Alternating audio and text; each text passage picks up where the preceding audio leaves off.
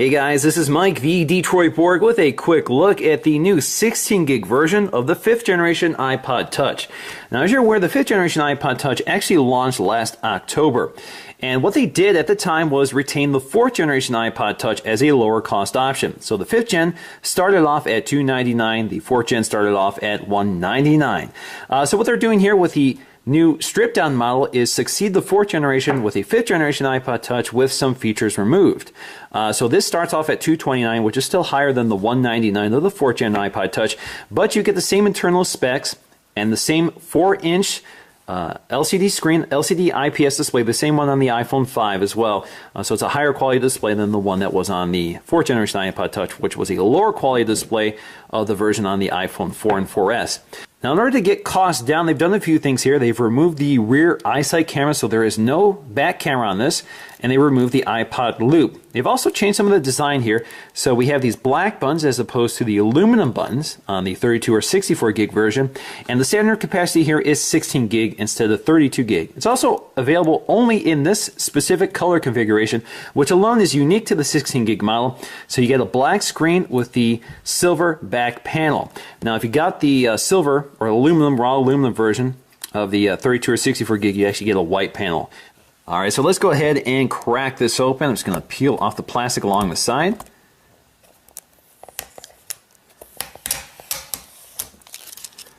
All right, should just open up like a clamshell. There we go.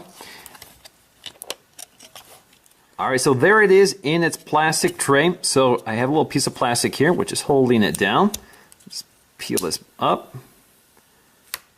There we go. So now we can just fold the tray back. Releases our iPod Touch.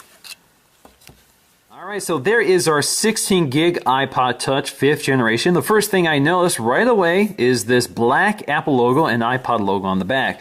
So you can see it's kind of printed on the surface of the aluminum as opposed to the polished Apple logo and iPod branding on the back of the 32 and 64 gig version.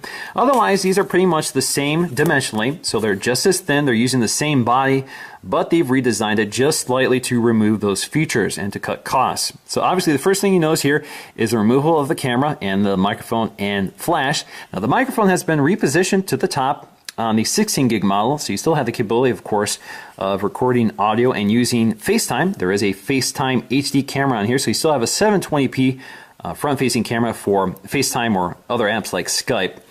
You still have that black window for radio transparency for Wi-Fi and Bluetooth. Now, along the side, you see we have those black plastic buttons as opposed to the aluminum buttons on the 32 or 64 gig version. And along the bottom, you can see that we have those color-keyed inserts for the lightning port as well as the headphone jack. So they're color-keyed to the screen color. And you can see we have our cutouts for the speaker. And as well, we have our loop on the, or iPod loop on the 32 and 64 gig version, and that's been removed here. Now, if you also look at the top, again, the sleep wake button, again, is plastic as opposed to aluminum. Now, as you can see, the 16 gig model still retains the polished, mirrored chamfered edge of the higher end model, so you can see that hasn't been lost in the race to keep it cheaper. Now, inside the packaging, we'll also find our literature here. So we have hello, and we should have some Apple stickers in here somewhere. So there are the Apple stickers, iPod Touch info, and this is just some quick information of iOS 6, which is of course what this is launching with at the time of this video. Now we also have our lightning cable for charging and syncing our iPod Touch, and we have a set of earpods, which again do not contain the remote and microphone. That's pretty normal for iPods. They generally do not ship with earpods that contain the remote and microphone. You have to get an iPhone, or you can buy those separately. Alright, so let's go ahead and boot this up for the first time. I'm just going to tap and hold the sleep wake button. You get the Apple logo, and while that's booting up, let me just point out that I think it's kind of nice that we have this aluminum finish around the black screen, because most Apple devices right now, if you get a black screen, you get a black or slate colored aluminum bezel. So having this shiny aluminum around the black screen actually looks kind of sharp. It's kind of a nice design. I actually like to see this in other Apple products. So let's go ahead and start this up. Pretty straightforward. We're pretty familiar with the setup for iOS 6. Alright, so we're all set up and ready to use our iPod Touch 5th generation, and if you see my review of the iPod Touch 5th generation, it's pretty much the same thing.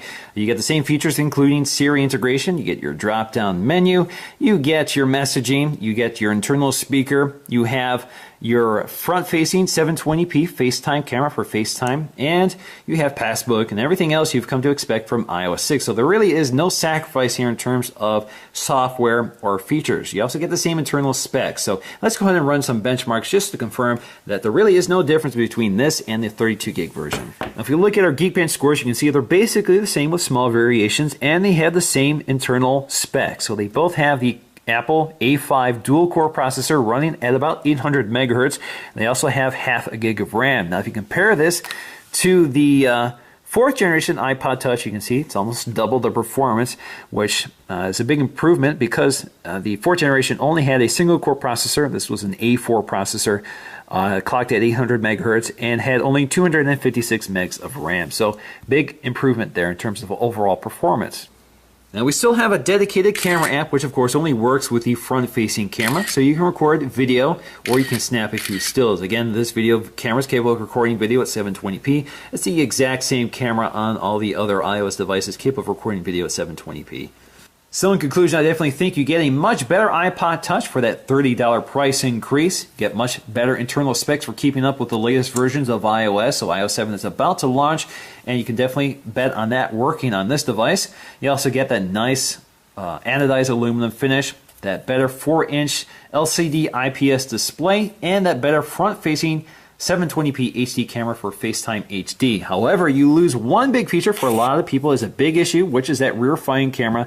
Of course, this was only a sub 1 megapixel camera, so not a great camera to begin with, but it's nice to have a camera available on your iOS device because a lot of apps can take advantage of it, and a lot of social networking apps can take advantage of it.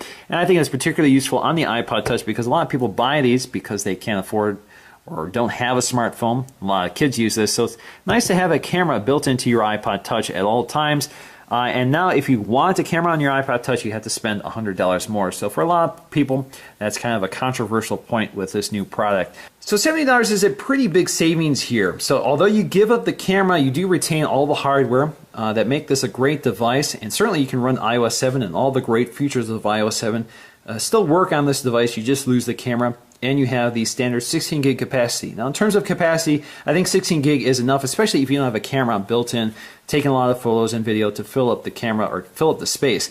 Now a lot of apps are starting to take up a lot of space, especially gaming apps, so that's something to consider. You do have to manage how many apps you install on the device with only 16 gigs, but it's manageable. So overall, definitely a device I recommend. It's too bad it doesn't have a camera built in, at least some sort of camera, even if it's a lower resolution, but it's still a great device, and it will be able to service you for quite a few more years because the specs have been bumped up to keep up with the latest releases of iOS. So iOS 7 is about to launch, and I'm sure that this device will be compatible with it, while the 4th generation iPod Touch may not be.